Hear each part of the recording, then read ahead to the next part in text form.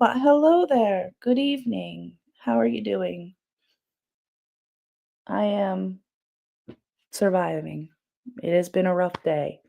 I skipped out on Bible study tonight because this thing that I can't seem to kick with my asthma, I have been coughing a lot, and I didn't want to show up to Bible study and be hacking and coughing all over everybody because there's about I don't know, like 15 people that go to this Bible study, and we all sit in like a small sitting room. So I just, even though I'm not contagious and I'm coughing a lot because I'm asthmatic, I just, you know, and one of the moms that comes to our Bible study has a 2-month-old baby. So I just, err on the side of caution.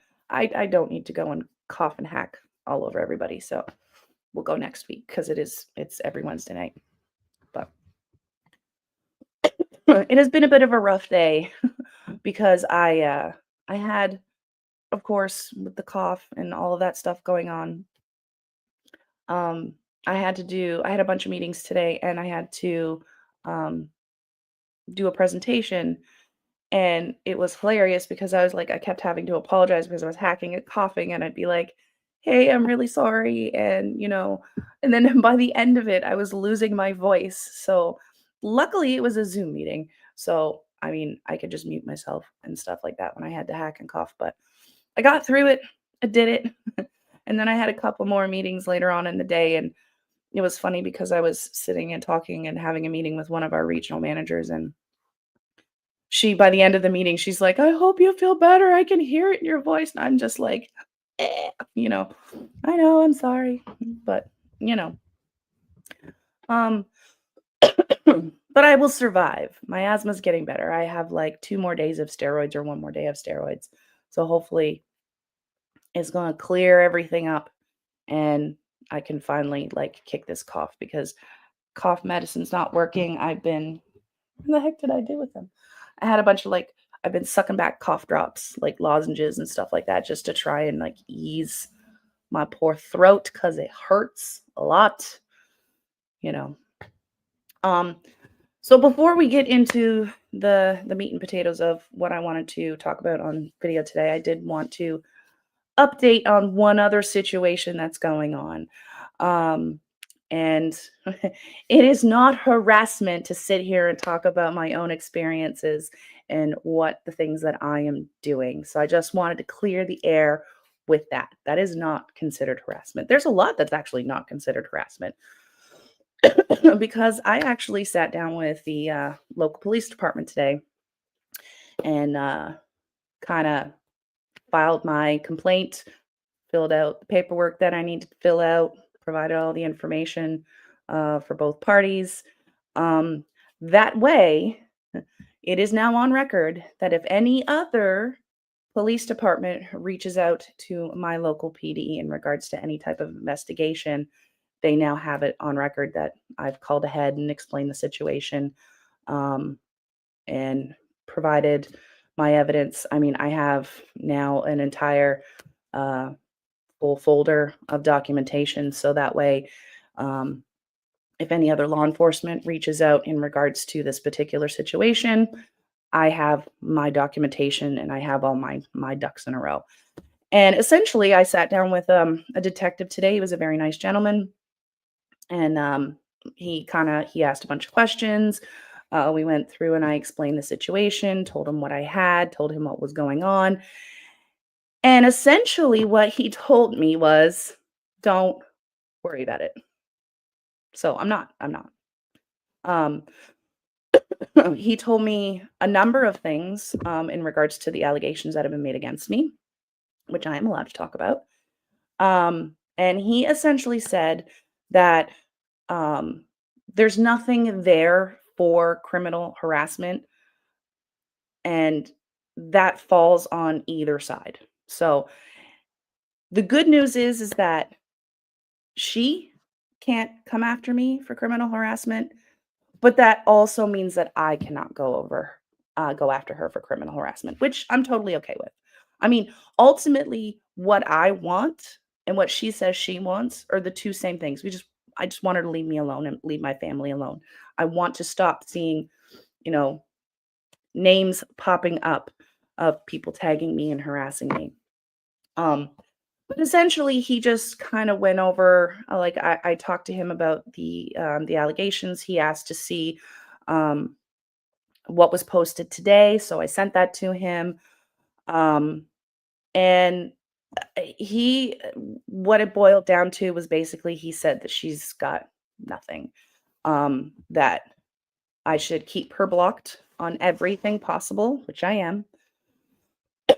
Um, he said that without any direct contact, that it's not criminal. Like it's not, there's nothing criminal there to pursue. He said that, yeah, it's annoying. But unfortunately, when things are posted on YouTube and Facebook, if there's no direct contact, there's no type of criminal charges there to pursue. So I'm not worried about it. I also brought up the allegation of uh, having my electronics subpoenaed and stuff like that. And he said that there's no lawyer out there that can actually do that. He said the process for subpoenaing, or however you pronounce that, subpoenaing, or setting up a subpoena for electronics, it would have to be criminal. So what would happen is that it's law enforcement that would have to do that. So they would basically have to have a probable cause, go to court, get a search warrant, and then that search warrant would have to be executed by law enforcement. He said that there's no lawyer in no matter um, what type of lawyer out there, they don't have the authority to subpoena um, electronics like that, in unless it's a criminal case, and then again, you have to have law enforcement involved, and that's really what my concern was those allegations. So essentially, it boiled down to he told me that she's just it's all talk, um, and that she most likely is just doing it for a reaction. He gave me some things that I can do. He said to continue to document everything. He said that uh, if I'm contacted personally, so meaning sending emails directly to me, making phone calls directly to me, showing up at my door in person, which I know that's not going to happen. That's not a worry. So as long as none of that contact is happening, then there's no basis for any type of criminal harassment. So, I mean, I'm not worried about it. He basically said that she's full of hot air and doesn't have anything to go on. So, um, he told me that if there isn't any of that type of contact, to reach back out to him. They will contact me if any other police department reaches out to them to let me know. But that, my complaint is now on file. That way, if anything comes in, then this is already on the record. Um, and at this point, I'm not worried about it because the allegations against me are, I'm being intimidating, and that can be considered it. But what was posted today is basically what I'm being accused of. So the fact that this person is turning around and doing the same thing that they are accusing me of, it's not going to go anywhere, right? Because you kind of cancel it out. I mean, you can't go and point the finger at somebody and say, "You're doing this, I'm going after you for this," and then turn around and do it yourself. Like that's I know. I feel like that should be something that's common sense, but unfortunately, there's a large population of this country that just doesn't have common sense. So, I mean, I recognized it as an intimidation tactic when it went up, um, with the accusations that are happening. But I was essentially reassured by the police department today that, even though I filed the report, it is now on the record that there's really not much else to worry about. And he actually said it was just it had me laughing because he said that she's full of hot air and that to not give her the attention that she's seeking, and it'll just off, which is what I'm hoping for. That's ultimately what I want. I just want her to go away and leave me alone. That's all. That's all. So, and I mean, to sit here and accuse somebody of something and then turn around and do it yourself, I mean, you're losing your credibility there that way. So, I mean, it is what it is, but I'm not concerned. I'm just gonna keep doing what I'm doing, because I am allowed to post on my channel. I'm allowed to post my opinions on my channel. Um, as long as I am not trying to make direct contact with this person by, like, calling them, emailing them, all of that stuff, then it's fine. He did recommend, that I send her a cease and desist. He said that there's not really, um she doesn't have to abide by the cease and desist, which, I mean, when you're looking up cease and desist letters, that's kinda basically what it is. But it's just the first step of the civil process. So he did strongly recommend that I talk to my lawyer to send that letter. However, I don't think I'm going to do that simply because I don't trust this person with my personal information. Um, there have been incidents before where personal information has been posted, um, full names, telephone numbers, and I don't wanna take that risk. I don't want to expose myself to that kind of risk because I don't trust this person, and knowing that they've done it in the past, I just don't wanna set myself up for that. So, I mean, I'm not ruling it out for the future if it's needed, but as I said, the detective that I spoke to today said that I probably should, and I'm just kinda really hesitant about putting my personal information out to this person because I don't trust them. I don't trust them. I have my own integrity that I would never post personal information like that online. I wouldn't post somebody's name, address, telephone number because I know that's wrong. I would never do it. Um, but this person has done it in the past, and I just don't I like I said, I don't wanna take that risk. I'm not going to take that risk. So, crossing my fingers that this is the end of it, and it's not gonna, I mean, I'm not worried, but this should be the end of it. I have done what I can at this point to protect myself, and that's honestly all that really matters. Okay, so I promised my husband that this stream would be quick. So we're gonna get kinda talking about, uh what I wanted to talk about, and that is the horrible, horrible mess that Trump is turning the White House into. And I came across the reason why I got the idea to do this video was because I saw a very interesting post that kind of outlined, what should have happened with the way, the White House is being remodeled.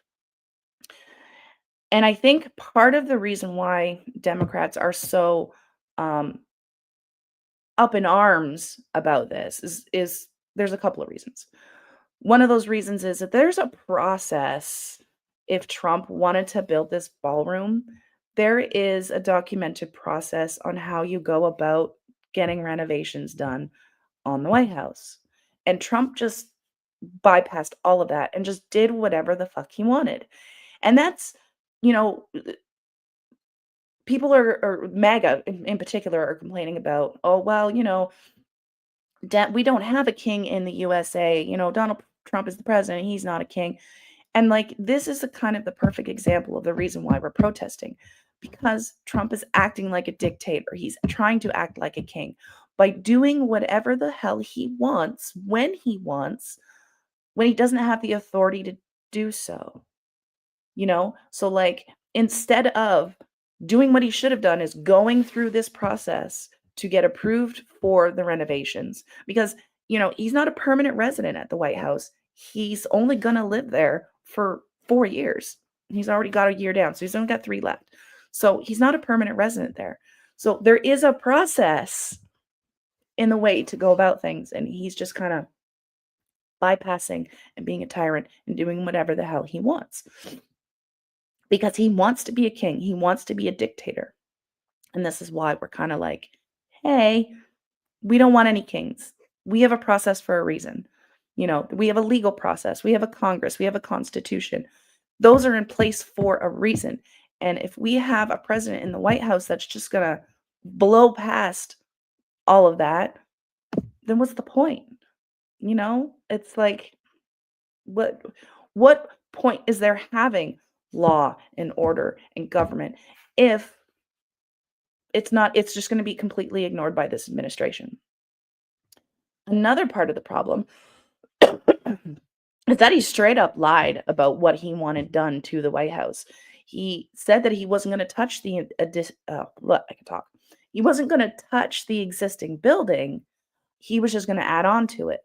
And that's just not the case. He's gone and done the opposite and just tore down that entire wing to build this ballroom. So it's like you can't trust what he says, because he says one thing and then turns around and does whatever the hell he wants, and it ends up being the opposite of what he told people. And people still keep believing him. That's what baffles my mind the most, is that people keep taking him at his word, even though he consistently proves that he lies. And MAGA's okay with that. And I don't understand it, you know?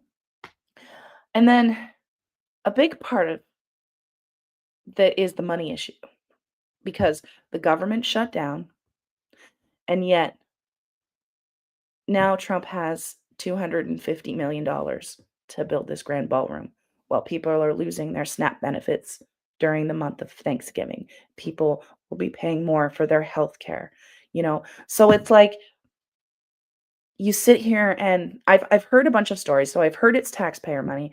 Then people are saying he's paying out of pocket, and he's not paying out of pocket.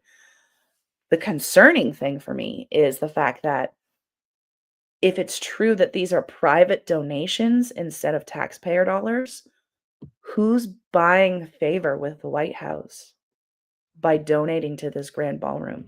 Who's buying their way into our government with this donated money? And the fact that it's being used to build a grand ballroom when farms are failing, people can't afford groceries, and people are not going to be able to afford to eat because their SNAP benefits are canceled, or people have their Medicare canceled. It's like there's so many problems that this money could go to instead to help the American people, especially in a time during a government shutdown, and he's building a ballroom instead. And it's like, MAGA just doesn't see an issue with that. And I don't understand that. Like, you very possibly well could be one of those people that are losing their Medicaid, Medicare. You could be one of those people that are losing your SNAP benefits. But you sit here and you justify Trump building this grand ballroom while Americans are suffering. And it's like, what? I never imagined as an adult that I would be so frustrated about people just not caring about each other in the end, And it's like, I never thought that I would be made out, and other Democrats, not just me, but other Democrats being singled out as bad guys for wanting people to have affordable health care, for wanting people to be able to eat. I don't mind my taxes going to help people. That's what they should be for. They should be, our tax money should be taken to be invest back into our communities, to be invested back into healthcare, roads, infrastructure, schools, things that will benefit Americans to be happier, healthier, more productive, you know? And I don't know why that is such an outrageous concept. Oh, I just realized I don't have comments again. I do that every single time. I don't turn the comments on and not realize. Anyway, regardless. So I just, again, I don't see how people that just want you to have health care, want you to have freedom of speech, want you to be able to eat, want you to be able to afford to live somewhere and buy a house, own a business, breathe clean air, drink clean water. Like, I don't know why that is foreign concepts to these people, why that is such an evil thing, you know? But instead, taxpayer money is going to, um, security at a podcaster's funeral, golf trips and ballrooms and all fix it. It's going to cost like $1.5 billion dollars for them to make the modifications to this jet that was given to Trump. Where's that money going to come from? You know? And instead, farms are failing, and businesses are closing, and people can't afford basic necessities. And yet, the extravagance and of just building ballroom is just I don't know. Make it make sense. I don't think you can, you know?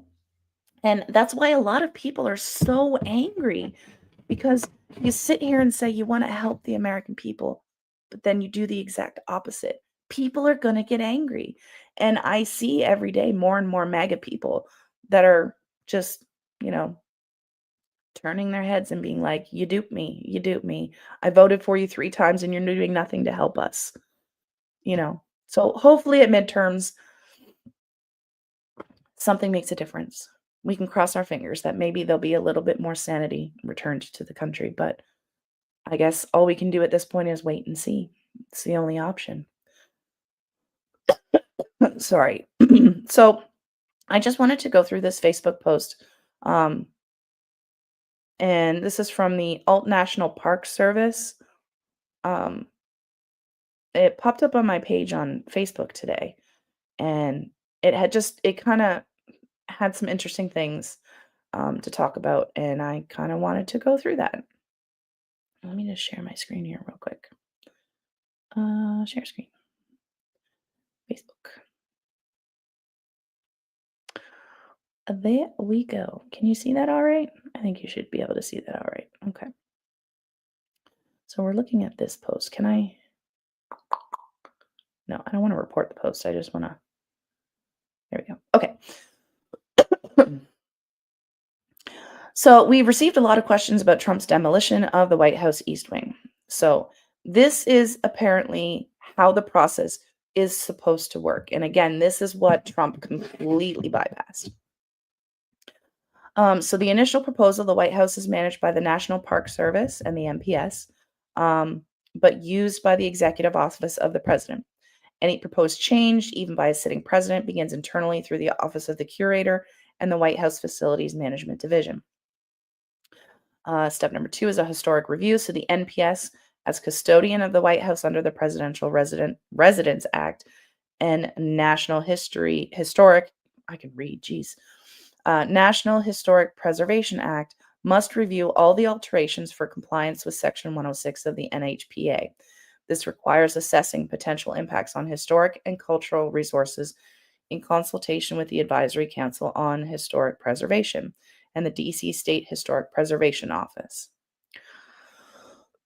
The next step is planning and environmental oversight. The National Capital Planning Commission evaluates all major federal projects in the National Capital Region, including work on the White House grounds, for design, planning, and environmental impacts under the NEPA. Public comment and design reviews are part of that process, which that makes sense because technically the White House is supposed to be owned by the people. So even though the president lives in the White House, he lives there because he's been elected to live there.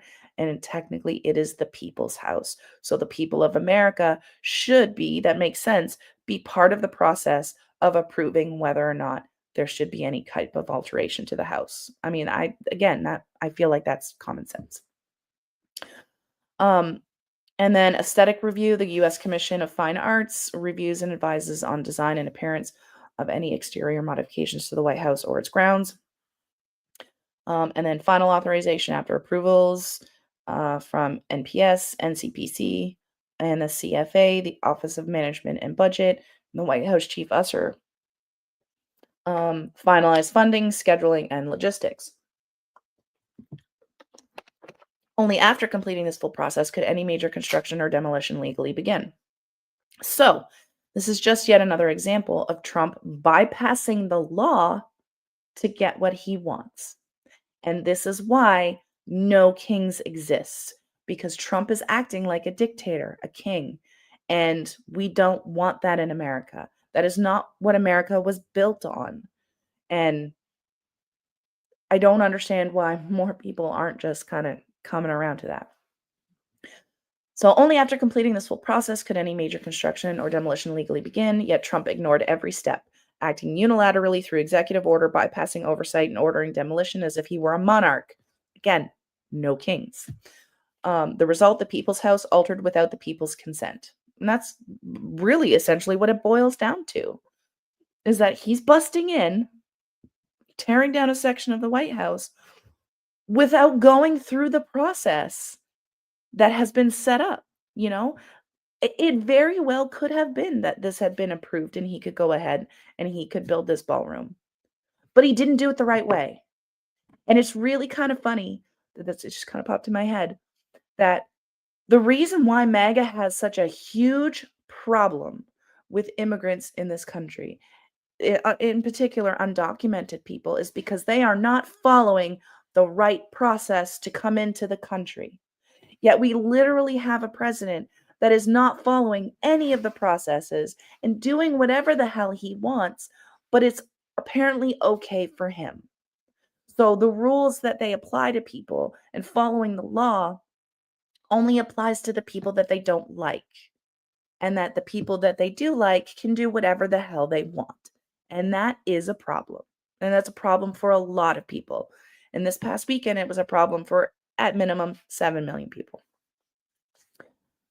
So I didn't actually read this part of the post. I should have probably, but Section 107, let's talk about it. The above process has always been the process taken, and here's why. Section 107 of the National Historic Preservation Act exempts the White House, the U.S. Capitol, and the Supreme Court from being legally required to go through the Act's formal Section 106 review. In other words, the law doesn't automatically force those branches to follow the same procedures as other federal buildings. That exemption exists only because each branch of the government controls its own seat of power. It was never intended as a free pass to ignore preservation, planning, or environmental rules altogether. In practice, every administration since the 1960s has followed the same review structure out of duty, accountability, and executive branch policy. The White House is still federal property managed by the National Park Service under the Presidential Residence Act and subject to Executive Order 11593, which requires federal agencies to protect and consult on historic resources. Major exterior or site work still triggers National Capital Planning Commission and U.S. Commission of Fine Arts design reviews, along with any NEPA environmental assessments. Any project involving government resources must also comply with the Anti-Deficiency Act and federal ethics rules on funding and gifts. So yes, Section 107 means NHPA can't force compliance, but presidents are still bound by a network of executive orders, planning statutes, environmental laws, and constitutional duties.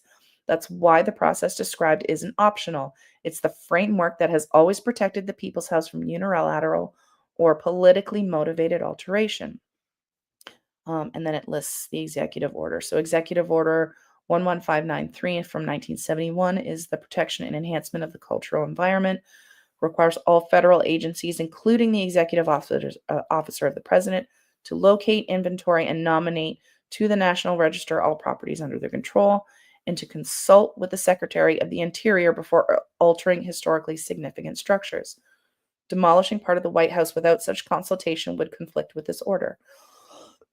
And then also there's Executive Order 12148 from 1979 that delegates emergency and historic property responsibilities to the Department of the Interior, reaffirming that federal agencies must protect historic resources even when exemptions exist. So, there you have it. Um, so I mean, when people sit here and cry about, oh, you're just mad at Trump, you're just mad at Trump. I mean, this is why. This is why. It wouldn't have been okay if Biden wanted to do it. It shouldn't have been okay when, if any other president were to attempt it. I know there's a lot of people that are talking about the minor alterations that were made by the Obamas. And I'm, did we hear anything about them just going ahead and doing it? Or, oops, dropping my water bottle. Or are we looking at, they followed that process and got approval? You know, I don't actually know. I would have to look into that. But I'm just operating right now off the basis that they followed protocol, so, it's just, anyway, there's a lot. There's a lot. And it just feels like there's breaking news every day. There's another shit show going on every single day. And I just, I don't know. There's a lot of things that I feel that that should just be common sense and are not, and the constant contradiction of saying one thing, doing another, you know, how can you sit here and scream about, you want people out of this country because they're breaking the law, they're breaking the law, they're breaking the law, but then you are justifying your president breaking the law on a pretty constant basis, or just ignoring it completely, and it's just like you can't have it both ways. Either you think that everybody should follow the law, including the president, or just nobody should follow the law at all. There's really no in between. You can't pick and choose who the law applies to. It applies to everybody, you know? And like if this process, if we switched out Trump with Biden right now and Biden was doing all the things that Trump was doing, Mega would have an absolute meltdown. They would be flipping the hell out and we'd have another January 6th on our hands. But when Trump does it, they justify it every step of the way. Like, how can you say you care about the law for one group of people, but not for the other, or for one person in particular? I mean, that kind of really shows what your honest motivation is, because it's not the law that you care about, it's the people. It's the people that bother you. And we all know why that is, right? Anyway, it is now 10 o'clock. I have to go to work tomorrow. So I'm going to end it here. Thank you for joining me. I appreciate you. I may be back tomorrow. I don't know if anything happens in the news. I'm kind of liking doing these little, like, 30-minute live streams at night. It's kind of fun. Um, but we'll see. We'll see how it goes. We'll just kind of ride the wave as long as I feel motivated, until, I take another project on my hands, and, you know, that's just how the tism is, you know? You get that's one thing I've noticed with me in particular, is that, you know, I can get so hyper focused on something and get really excited about it, and then I'll get distracted by another project that I'm really excited about, and I don't have enough of attention span to focus on both. So the first one kind of gets dropped, and then, and you could see that in my, like, in my crafting, honestly, because I have so many crochet projects on the go. I have a bunch of plastic canvas projects on the go, and it's like, the nice thing that I have found, oh, hello. I notice I have 5 years. Hello. Um, the one thing I've noticed about, what I really, really like about going to Bible study, is the fact that I bring my crafting projects with me. And we all sit around in, our pastor's living room and do our Bible study and all that stuff. And it was funny because the first week that we went, nobody crafted. And I was kind of like hesitant because it was my first time ever going to a Bible study at all. And then the second week, a new girl came and joined us, and she was knitting. So I was like, oh, that's kind of cool. So she worked on her knitting. And then the week after that, I showed up and I was like, oh, I'm going to crochet while I'm here. And now there's 4 of us that show up to Bible study every week with some kind of yarn project on the go. And we all sit on the couch and talk about stuff. So anyway, thank you for joining me. You are all awesome. And I will see you all later.